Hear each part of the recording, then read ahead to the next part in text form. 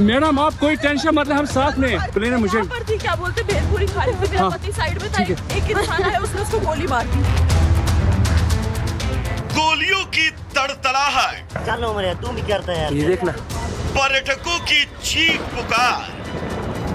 जम्मू कश्मीर के पहलगाम में खुशियां ढूंढने गए सैलानियों पर दुखों का पहाड़ टूट पड़ा।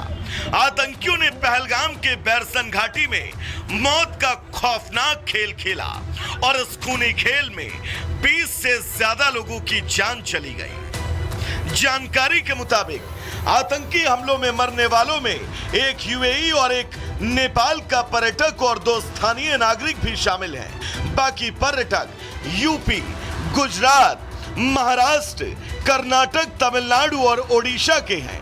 सूत्रों के मुताबिक आतंकियों ने यूपी से आए पर्यटक शुभम द्विवेदी से नाम पूछा, फिर उसके सर पर गोली मार दी।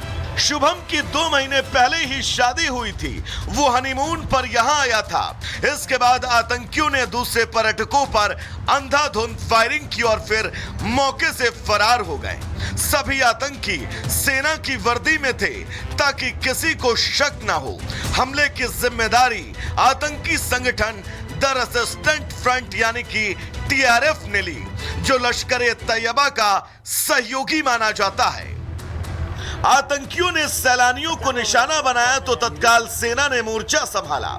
जमीन से लेकर आसमान तक निगरानी शुरू हुई। दहशतगर्दों की तलाश में पूरी फौज उतर गई।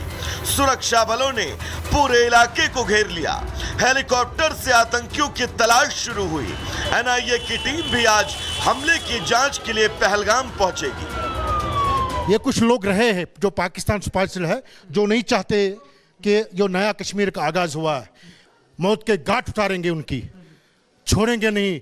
हमारे जेके पुलिस, हमारी आर्मी, हमारा आज का यहाँ यूथ इनके खिलाफ है। वहीं घायलों को तत्काल अस्पताल में भर्ती करवाया गया। आप मुझे बताइए एक्चुअल क्या हुआ वहां पर, आप कितने लोग वहां पर मौजूद थे जब ये इंसिडेंट हुआ?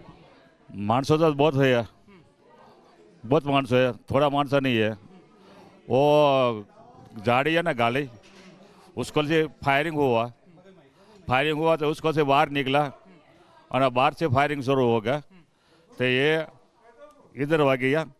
कुछ लोग को आ गया, कुछ लोग पड़ी गया, कुछ लोग को हाथ भांगे गया, को गथोलिया मारे गया।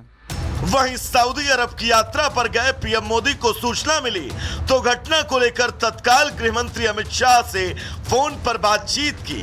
वहीं रक्षा मंत्री राजनाथ सिंह ने सेना प्रमुख से बातचीत की।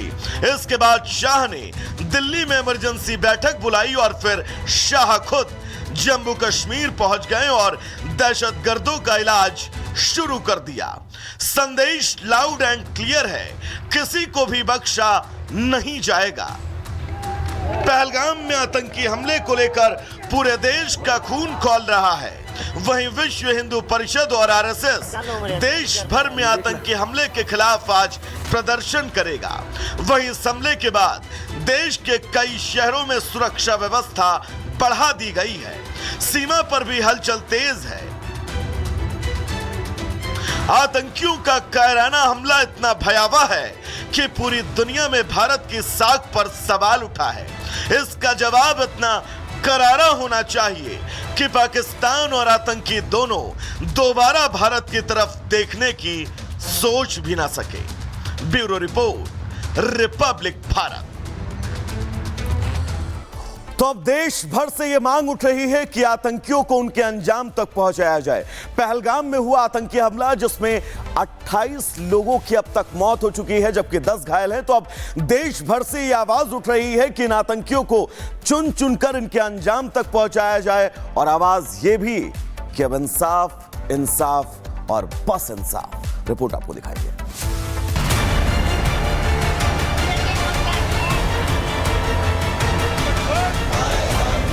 ये जो लोग हैं, जिन लोगों ने ये कवर्डली अटैक किया है टूरिस्ट पे, उनको जल्द से जल्द बेनकाब किया जाए।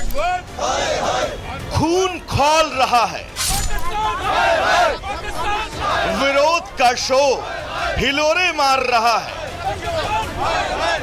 गुस्सा इतना कि अब अपनी सीमाओं को भी लांघ चुका है। दर्द इतना कि आज समूचा देश इस दर्द में शामिल हो रहा है। ये आवाज, सड़कों पर जमा ये लोग, इनके हाथों में मोमबत्तियां और आतंकवाद के विरोध में ये नारेबाजी आज यूं ही नहीं है। पहलगाम में हुए इस विभत्स नरसंहार में हमने लगभग 20 से ज्यादा देशवासियों को हमेशा हमेशा के लिए खो दिया। पहलगाम की गुलजार घाटी में खून की नदियां बहने लगी और चारों तरफ बस एक ऐसा शोर जो किसी के भी अंतरात्मा को झकझोर कर रख दे। किसी ने अपनी मां को खो दिया, किसी ने अपने बेटे को, तो किसी ने अपने पति को। गुनाहों का कत्लेआम। इस कायराना आतंकी हमले के बाद देश भर में गुस्सा है। देश भर में लोग सड़कों पर उतर आए और इन बेगुनाहों की मौत पर इंसाफ की आवाज बुलंद होने लगी। इन 5 तस्वीरों में देखिए कि कैसे जम्मू कश्मीर में जगह जगह इस आतंकवाद के खिलाफ आवाम सड़कों पर उतर आई और मांग की जाने लगी कि घाटी में आतंक के ताबूत में आखिरी कील ठोकने का समय आ चुका है। जिन लोगों ने भी ये किया, मैं समझता हूं कि उनको कड़ी से कड़ी सजा मिलनी चाहिए। दुनिया में सबसे बुरी सजा जो उससे भी बुरी भी इनको देनी चाहिए। नरसंहार हुआ है हिंदुओं का कश्मीर घाटी में। जो टूरिस्ट भिन्न भिन्न क्षेत्र से थे, उनको उनके नाम पूछ के, उनके आइडेंटिफिकेशन करके उनको गोली मारी है वहां पे। ये क्या दर्शाता है? ये कहां की कश्मीरियत है? ये कहां का उग्रवाद है? निर्मम और क्रूर हत्या, मतलब जितनी कड़े शब्दों में अगर आप जितनी भी भर्त्सना कर रहे हैं वो कम है, क्योंकि ऐसी घटना इंसानियत को शर्मसार करती है। सबसे पहले बात पहलगाम की ही करेंगे, जहां पर यह आतंकवादी हमला हुआ, निर्दोष लोगों को मौत के घाट उतारा गया।